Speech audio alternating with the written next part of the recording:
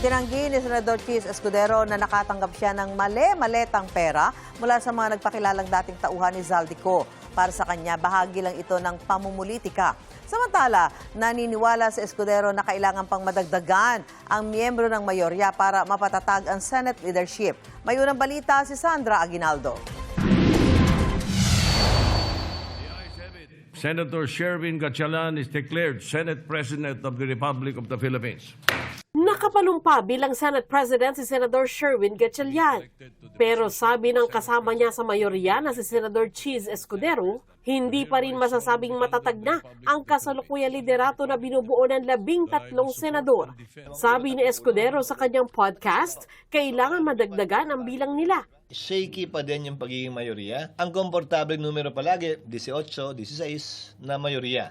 Yun, masasabi mo na medyo stable yung mayorya yun. Sa ngayon, siyempre, ang kailangan gawin nila Senator Gatchalian, ni SP Gatchalian, maghikayat na iba pang mga miyembro na sumapi sa mayorya para maging mas stable yung majority niya. Matatandaan dumulog sa Supreme Court ang grupo ni dating Senate President Alan Peter Cayetano para hiliging ipawalang bisa ang June 3 session na nagbakante ng mga posisyon sa Senado kabilang sa Senate President.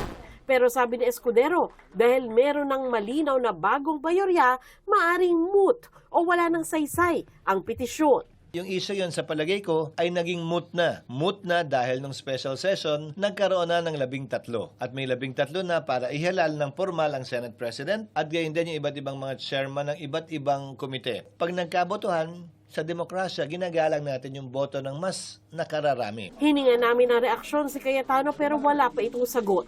June 17, nahalal na Senate President si Gatchalian sa special session na ipinatawag ng Pangulo para umano makapagpasa ng mahalagang legislative measures. Pero sabi ni Escudero, huwag na natin ikaila na ang rason kaya nagka-special session ay para sana maayos yung gusot, sigalot, bangayan. Yun ang marahil isa sa pinakamabigat na konsiderasyon. Kailangan masettle yung issue one way or the other. Hindi pwedeng manatiling ganun ang Senado na may dalawang ulo. Itinanggi naman ni Escudero ang aligasyon ng isang nagpakilalang dating bodyguard ni Zaldico na hinatira ng 4 na maletang may lamang pera ang bahay ni Escudero. Tahasan kong sasabihin, hindi totoo yan dahil magkagalit kami ni congressman ko sa mahabang panahon at maraming nakakaalam niyan. Mali din yung address nila eh.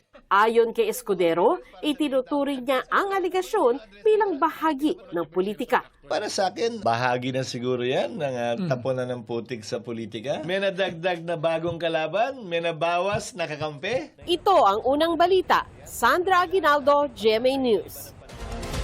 Inamin naman ni Escudero na may nag-alok sa kanya noon na maging Senate President pro tempore pero tinanggihan niya ito.